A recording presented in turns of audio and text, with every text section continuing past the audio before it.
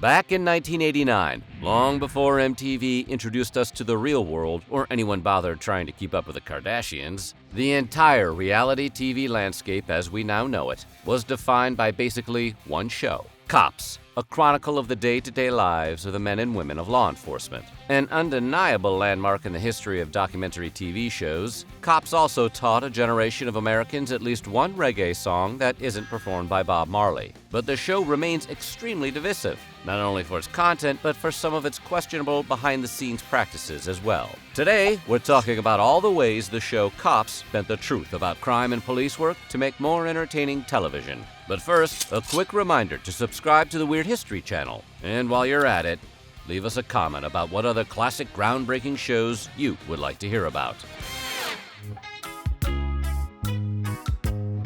The birth of the modern reality show, or unscripted series as fancy people with their pinkies in the air call them, dates back to the late 1980s and a major strike by the Writers Guild of America. TV writers at the time were in a large-scale battle against producers over residual payments, the money they were owed from TV shows that had already aired and passed into syndication. See, before every show just wound up on Netflix or Amazon or Hulu or Philo, can we just stop making these services? Both cable and network TV stations would pay for the rights to fill their programming blocks with reruns of older shows. That process is called syndication, and in general, it is extremely lucrative, which is why writers in the 1980s went on strike to demand a bigger piece of the pie. The writers' strike made a serious dent in the ability of TV networks to develop new shows, because nothing with a script can be produced during such a strike. So executives and programmers started exploring unscripted concepts as a stopgap solution. Now, reality shows still have writers, of course, but as they were a new category, they weren't part of the Writers Guild strike, and were thus available. This early experiment paved the way for reality shows to dominate the landscape of modern television for the past 2 decades. Because they don't require traditional writing along with many other things that go into the typical episode of scripted TV, networks quickly learned that reality shows are relatively cheap to produce. It costs way less to strand a bunch of Melvins on a desert island for an entire season than it does to get the cast of Friends together for half an hour, let alone what it costs to have Jon Snow ride a dragon into battle. Cops was born out of this need for unscripted shows. Despite the show's unabashedly pro-law enforcement perspective, it was released in the late 1980s during a time when public opinion about police was at a historic low, and crime rates across the country were high. But the show's portrayal of real-life cops and their thrilling day-to-day lives on the job instantly caught on with viewers. One of the initial elements that made Cops an immediate hit for the Fox network was its memorably catchy theme song.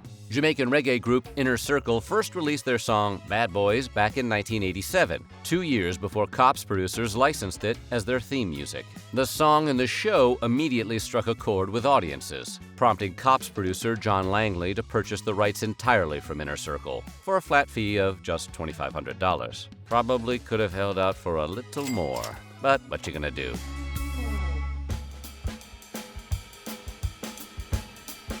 Cops attracted a good deal of controversy over the years. Some critics, namely Dan Taberski of the 2019 documentary podcast Running from Cops, have pointed out the show presents a very one-sided and misleading view of actual police work. They claim the show makes crime in America seem much worse than it is, and portrays the comparatively mundane real-life job of a police officer as being closer to a high-octane action movie. According to Taberski's research, 92% of the traffic stops depicted on the show Cops culminate in an arrest, giving viewers the impression that officers are judicious in determining whom to pull over, and often use this method to locate motorists who are actively engaged in law-breaking. However, only about 2% of real-world traffic stops actually end with arrests. That's a pretty big swing, and would make a pretty boring show. And while ensuring that every traffic stop featured on the show uncovered a more serious crime may have made for more dramatic television, it could give some viewers the impression that the streets of America are flooded with dangerous felons at any given moment. Additionally, the episodes tend to fixate on more exciting or salacious encounters, meaning that producers often cherry-picked clips featuring things like drug crimes, violence, or prostitution.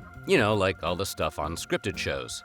Taberski estimates that the violent crime rate depicted on the television show is almost 4 times higher than the actual statistics in the United States. And while police work is certainly dangerous, Cops leans into the action movie stereotype of police officers by making the job seem much more thrilling on an hourly basis. For example, 33% of all encounters featured on the show Cops find the suspects attempting to evade or run from the police, which is far more running than any of these officers are expected to do in real life. Those heavy-duty belts are heavy. They gave you a patrol car for a reason.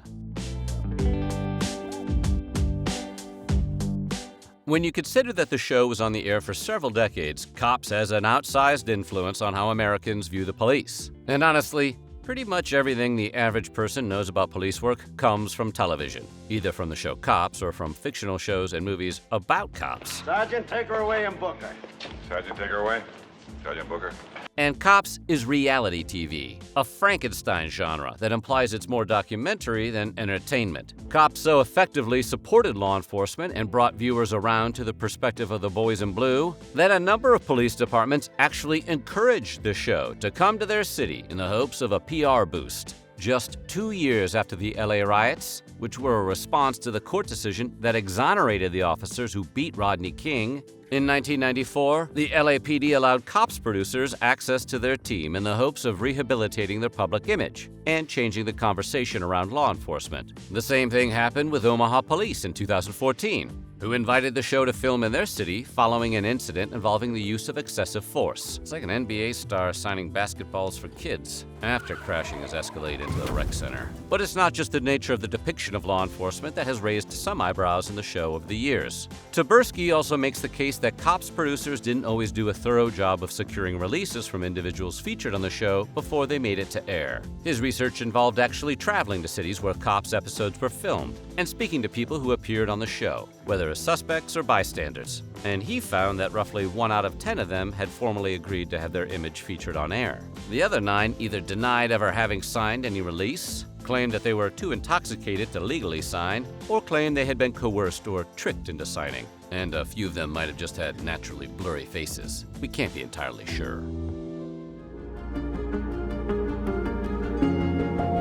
There have been injuries and even a death linked to the production of Cops, which is more death than you would expect for a typical primetime show, like Frasier, as far as we know. But now, I'm dead. In 2014, audio technician Bryce Dion was accidentally shot and killed by a police officer while recording a robbery in Omaha, Nebraska for the series. That fatal shooting took place during the filming that was meant to rehabilitate the image of Omaha's police force after an excessive force lawsuit. That was probably not the outcome the city was hoping for. A longtime member of the production team, Dion had worked on Cops since 2009. Along with a cameraman, he followed police into a Wendy's restaurant in which a robbery was already in progress. When the burglar fired a gun at police officers, they responded with a hail of gunfire, accidentally striking Dion with their barrage. The burglar's gun turned out to be a pellet gun armed with plastic bullets. Following the tragic accident, the company behind the show, Langley Productions, released a statement vowing to assist Dion's family. Footage from the show has been used in court, and not necessarily in favor of the police. For example, a 2015 episode featured officers in Fort Myers, Florida, who cited a man named Hubert Lee Solomon for failing to use an available sidewalk, a non-criminal traffic infraction. However, while frisking Solomon, the officers discovered he was carrying a handgun, potentially a much more serious crime. Solomon later showed the cops' footage in court, as it contradicted testimony from the officer who conducted the stop. The cops' version of events was very different from what actually went down, and Solomon was able to prove it thanks to what was filmed for television. The case was eventually thrown out of court. As of 2019, Cops was the longest-running reality TV show in history after more than 30 years on the air. The show remained a popular favorite, as well as pulling in millions of viewers and sometimes airing as many as 70 times a week on cable's Paramount network. Hey, we get it. There are a lot of hours to fill in a day, and only so much Yellowstone to fill them with. Survive another season. But all that would come to an end in the summer of 2020. Cops was in the middle of its 33rd season when nationwide protests against police brutality broke out across the U.S. in response to the killing of George Floyd by police officers in Minneapolis, Minnesota. Rather than sending the crew to Minneapolis to rehabilitate the image of local police, Paramount instead decided to pull Cops from its programming lineup, essentially canceling the show in the U.S. And regardless of how you feel about the show being pulled, not sending a pro-cop show to the epicenter of a national police protest was probably a smart move. However, even though Cops was no longer being broadcast in America, Langley Productions continued to produce episodes within the U.S. for sale in the international market. A new season kicked off for European viewers with footage of the Spokane County, Washington Sheriff's Department in October 2020.